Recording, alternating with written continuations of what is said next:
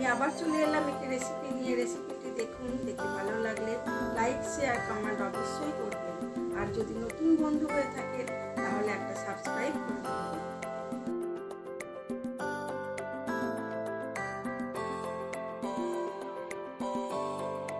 আজ আমি নিয়ে এসেছি একটি পনিরের রেসিপি।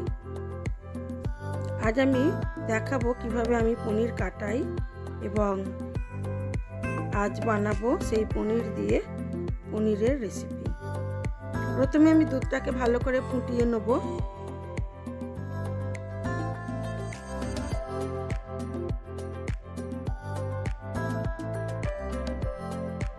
আজ আমি পনিরটা কাটাবো ভিনিগার দিয়ে।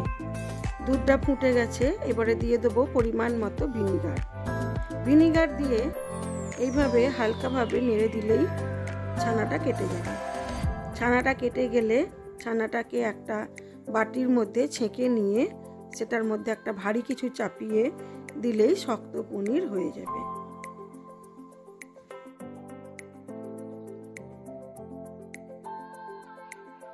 আমি কিছুটা পনির, কেনা পনির আছে সেটা দেবো, আর কিছুটা এই কাটানো পনির নেব। আজ আমি পনিরের তরকারিতে একটু পনির বেটেও দেবো। ভিডিওটি পুরোটা দেখুন, দেখতে ভালোই লাগবে। আজ নিয়ে এসেছি একেবারে নতুন একটি পনিরের রেসিপি। ছানাটা আমার খুব সুন্দরভাবে কেটে গেছে, এবারে আমি ছানাটাকে তুলে নেব। এটা তুলে একটা শক্ত করে কাপড়ের মধ্যে বেঁধে এর মধ্যে একটা পাথর চাপিয়ে রাখলেই পনিরটা সুন্দর শক্ত হয়ে যাবে।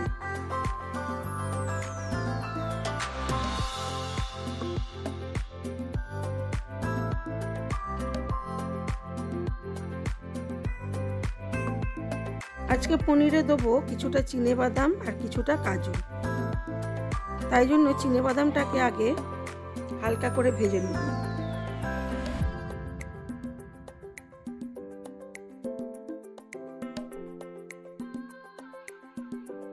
একটু গাজর আর বিনসও কেটে রেখেছিলাম, সেটা নুন আর হলুদ দিয়ে সাদা তেলে ভেজে নিচ্ছি। একটু আলু নুন আর হলুদ দিয়ে ভেজে নিয়েছি।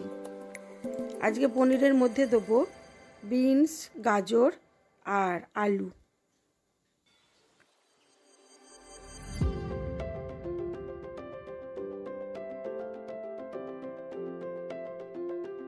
গাজর আর বিনসটা খুব ভালো করে ভাজা হয়ে গেছে, আলুটাও ভাজা হয়ে গেছে। আলুটা আগেই ভেজেছিলাম। এবারে এই ভাজাটাকে তুলে নিয়ে আমি ওই কড়ার মধ্যেই করব। একটা মশলা তৈরি করব, কাজু, চিনেবাদাম আর কাঁচা লঙ্কা। এটাকে একটু বেটে নেব। আর বেটেছি আদা, জিরে, আর বাটবো দই, অল্প একটু কাটানো ছানা, ভালো করে মিক্সিতে ঘুরিয়ে নেব। প্রথমে পনিরটাকে চৌকো চৌকো করে কেটে এর মধ্যে নুন, চিনি আর গোলমরিচের গুঁড়ো মিশিয়ে বেশ কিছুক্ষণ রেখে দেবো।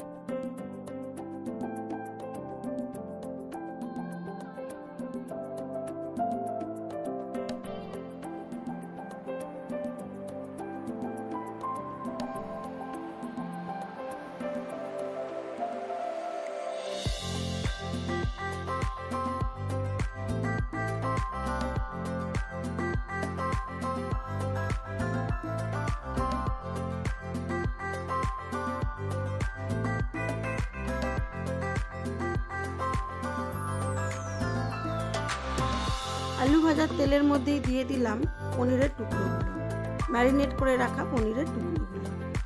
এবার এটাকে লাল করে ভেজে নেব।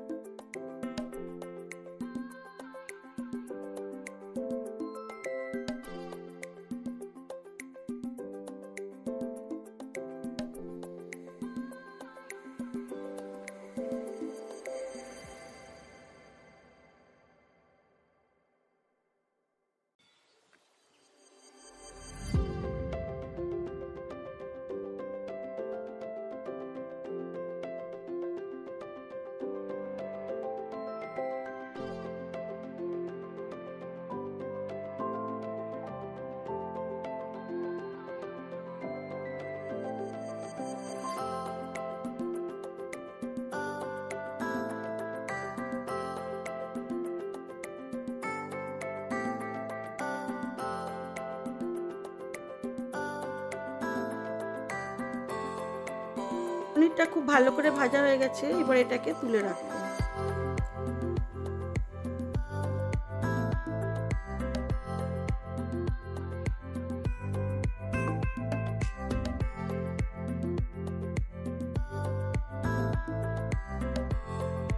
বসিয়ে দিয়েছি আবার কড়া। এবার এর মধ্যে দিয়ে দেবো সাদা তেল।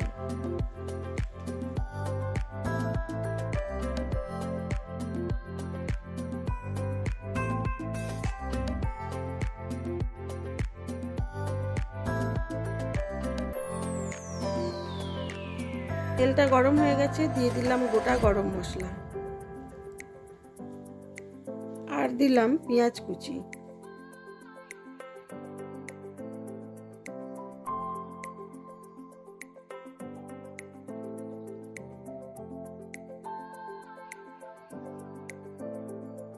মশলাটাও বাটা হয়ে গেছে আর পেঁয়াজটাও লাল করে ভাজা হয়ে গেছে।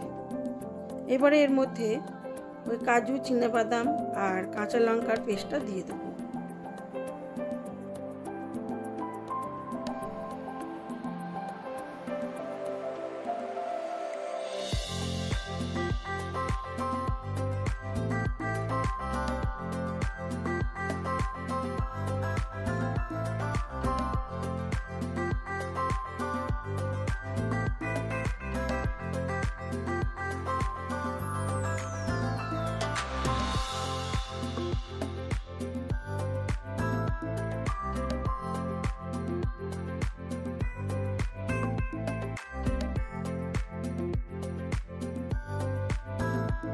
এটাকে খুব ভালো করে ভাজবো যতক্ষণ না তেল ছাড়ে।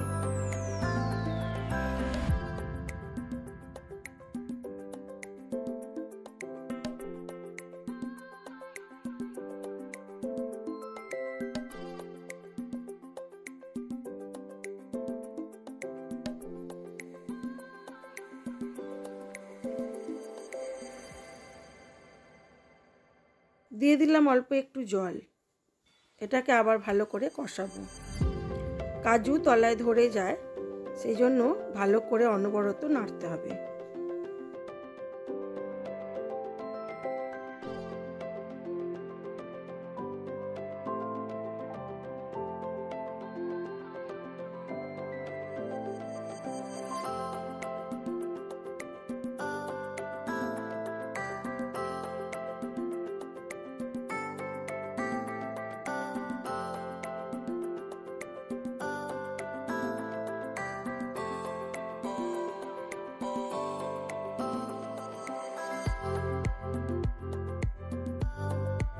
এর মধ্যে দিয়ে দিলাম স্বাদ মতো নুন, চিনি, আদা জিরে বাটা। সবকিছু মশলা দিয়ে খুব ভালো করে এটাকে কষিয়ে নেব।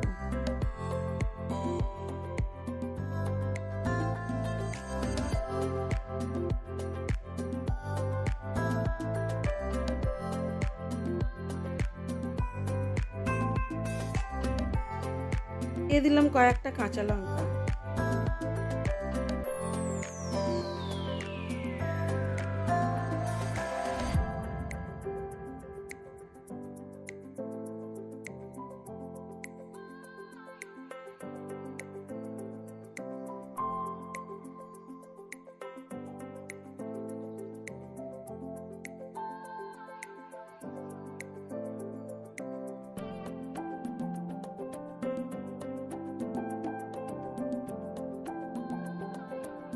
মশলাটা খুব ভালো করে কষানোর পর দিয়ে দিলাম ভেজে রাখা সবজিগুলো।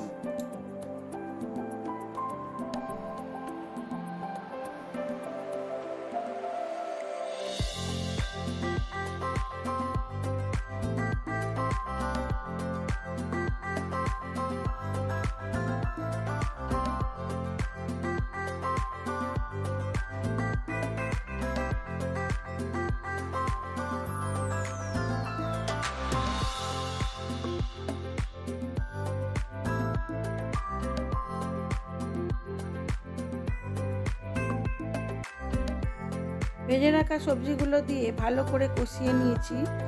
তারপরে দিয়ে দিলাম পরিমাণ মতো জল।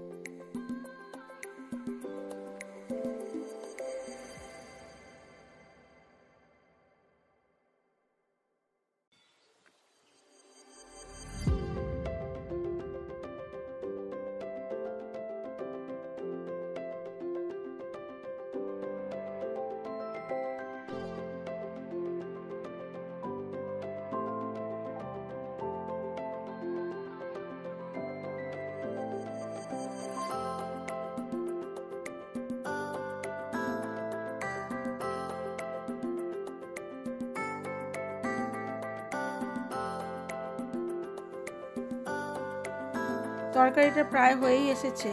এবারে দিয়ে দিলাম ভেজে রাখা পনিরগুলো দিয়ে আরও কিছুক্ষণ হতে দেব। তারপরে এর মধ্যে দেবো অল্প একটু পনির মশলা আর দেবো গরম মশলা দিয়ে ঢাকা চাপা দিয়ে বেশ কিছুক্ষণ হতে দেবো। দিলেই হয়ে যাবে বাহারি পনির বা সবজি দিয়ে পনির।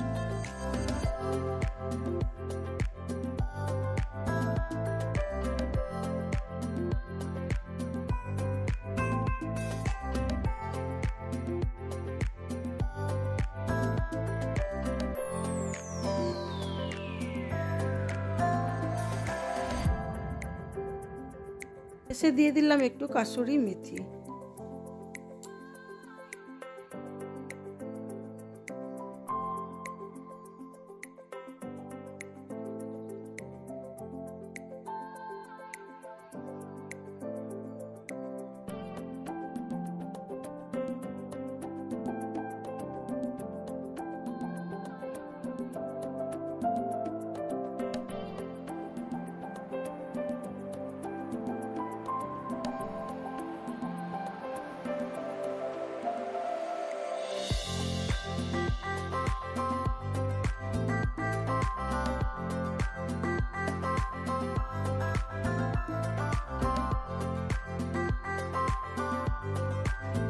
এবার আমি এটাকে সার্ভ করে দেব।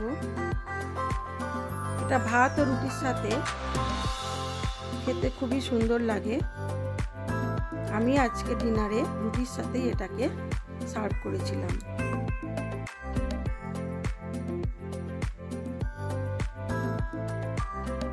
আমার এই ভিডিওগুলি যদি আপনাদের ভালো লেগে থাকে তাহলে লাইক, শেয়ার, কমেন্ট অবশ্যই করবেন।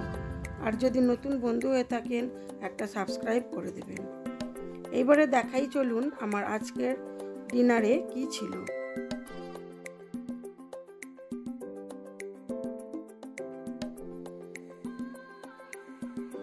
ছিল রুটি